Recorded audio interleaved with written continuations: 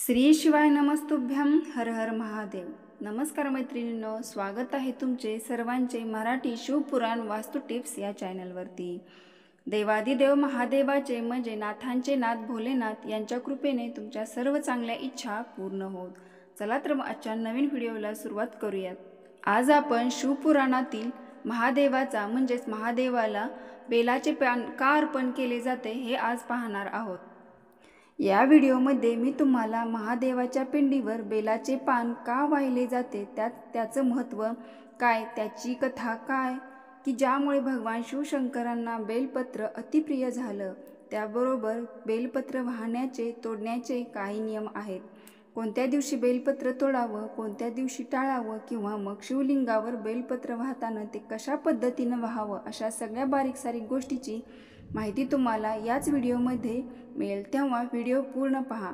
चॅनलवर नवीन असाल तर सबस्क्राईब करा आणि व्हिडिओ पाहत असताना सर्वांनी कमेंटमध्ये श्री शिवाय नमस्तुभ्यं लिहा। चला तर मग व्हिडिओला सुरुवात करते। मैत्रिणींनो, आपल्या हिंदू धर्मात भगवान शंकराच्या पूजेला अनन्यसाधारण महत्त्व आहे। त्यातल्या त्यात पूजेमध्ये बेलाचे पान असणं फारच महत्त्वाचं असतं। तर मग ग्रंथामध्ये असं म्हटलेले आहे, तुमच्याकडे पूजेसाठी कोणतेही साहित्य नसेल तरी तुम्ही फक्त महादेवांना एक बेलाचे पान वाहिले तरी ते तुमच्यावर प्रसन्न होतात आणि तुम्हाला भरभरून आशीर्वाद देतात। महादेवाच्या पूजेमध्ये बेलाचे पान इतकं महत्त्वाचं का आहे ते आपण जाणून घेऊयात। अशी कथा आहे की समुद्र मंथनाच्या वेळी भगवान शिवशंकरांनी विषच प्राशन केलं होतं, तेव्हा त्यांच्या घशात जळजळ होऊ लागली, त्यांना खूप त्रास होऊ लागला। त्यावेळेस बेलाच्या पानामध्ये म्हणजे विष निवारक गुणधर्म आहेत म्हणून त्यांच्या असं ओळखलं जातं। म्हणून देवादिदेव महादेवांच्या डोक्यावर बेलाचे पान ठेवण्यात आलं, जेणेकरून विषाचा प्रभाव कमी होईल।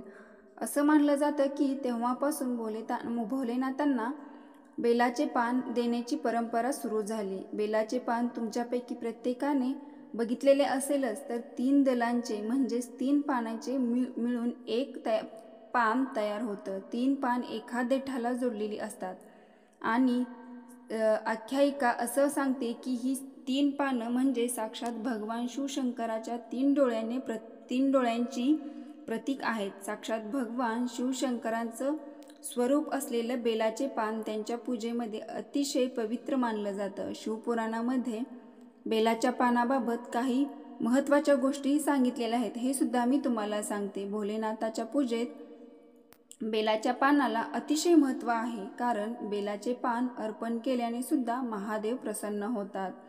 महादेवाला बेलाचे पान अतिप्रिय असल्यामुळे ते लगेच प्रसन्न होत, म्हणून त्यांना आशुतोष असेही म्हटलं जातं। बेलाच्या पानामध्ये 3 पानं एकत्र जोडलेली गेली आहेत, हे ब्रह्मा, विष्णू, महेश यांचे सुद्धा प्रतीक मानलं जातं।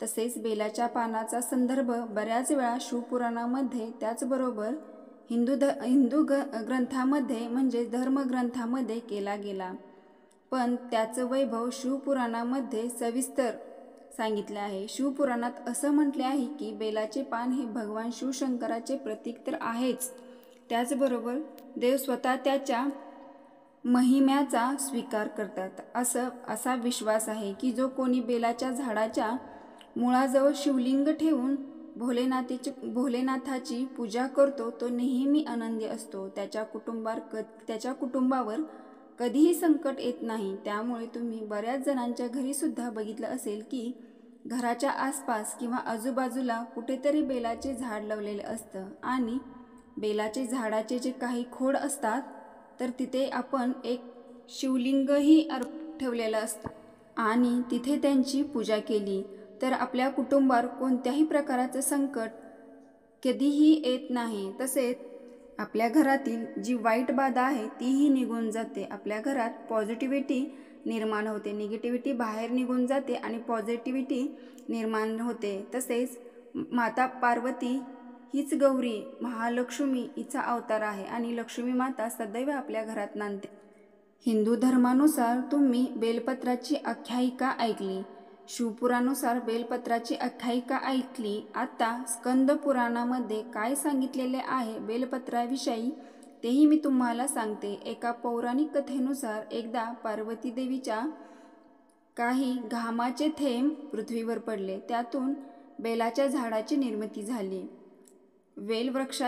वेलवृक्षाच्या मुळाशी गिरिजादेवी खोडात, महेश्वरी देवी फांद्यात, दक्षायनी देवी पानामध्ये आणि पार्वती देवी फुलामध्ये, गौरी देवी तसेच बेलवृक्षाच्या फळामध्ये कात्यायनी देवी वास असतो. आणि तुम्ही सर्वजण हेही जाणता की बेलाच्या फळामध्ये काही बियासुद्धा असतात आणि या बियामध्ये महालक्ष्मीचा वास असतो असे सांगितले जाते. शिवपार्वती पूजनामध्ये अर्पण केलेल्या बेलाच्या पानामुळे तुम्ही दोन्ही देवतांचे शुभाशीर्वाद आपल्याला लागतात अशी मान्यता आहे. म्हणजेच काय, बेलाचे पान जर आपण शिवलिंगाला वाहिले तर शिवलिंग फक्त त्यामध्ये भगवान शिवशंकरच आहेच असे नाही, तर त्यांचा पूर्ण परिवार त्या शिवलिंगामध्ये वावरतो. तर अर्थातच आपल्याला शिवलिंगावर बेलपत्र वाहिल्यामुळे भगवान शिवशंकर, माता पार्वती, देवादिदेव श्री गणेश, कार्तिकेय आणि त्यांची जी कन्या आहे अशोक सुंदरी, म्हणजे भगवान शिवशंकराला एक कन्या होती, तिचं नाव होतं अशोक सुंदरी. तर अशा 5ही जणांचा आशीर्वाद आपल्याला बेलपत्र वाहिल्यामुळं मिळत असतात. बेलपत्र वाहण्यामागचा आख्यायिका काय आहेत हे मी तुम्हाला सांगते. आता बेलपत्र वाहण्याचे काय नियम आहेत हेही मी तुम्हाला सांगते. भोलेनाथांना बेलाचे पान अर्पण करताना एक मंत्र आपल्याला म्हणावा लागतो. तर जेव्हा जेव्हा तुम्ही बेलाचे पान शिवलिंगाला अर्पण कराल तेव्हा तुमचे दोन्ही हात जोडायचे आहेत आणि तुम्हाला हा मंत्र म्हणायचा आहे.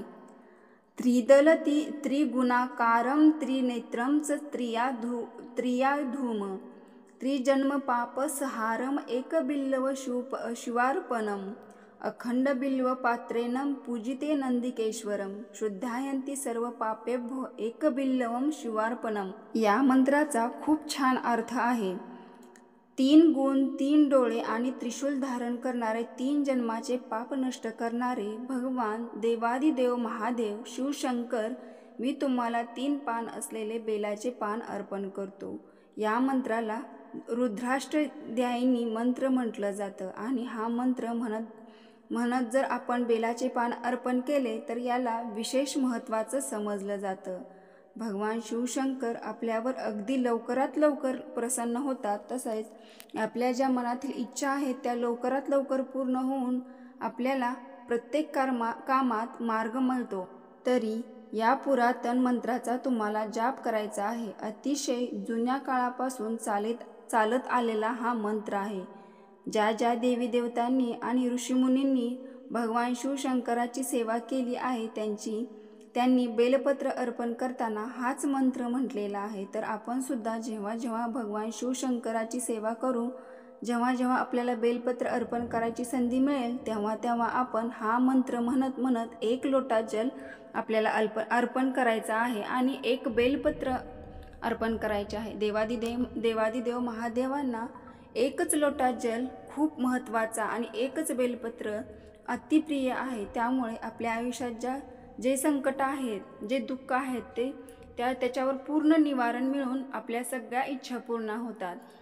असेच नवनवीन व्हिडिओ पाहण्यासाठी तुम्हाला कमेंट बॉक्समध्ये श्री शिवाय नमस्तुभ्यम म्हणायचे आहे. श्री शिवाय नमस्तुभ्यम. धन्यवाद.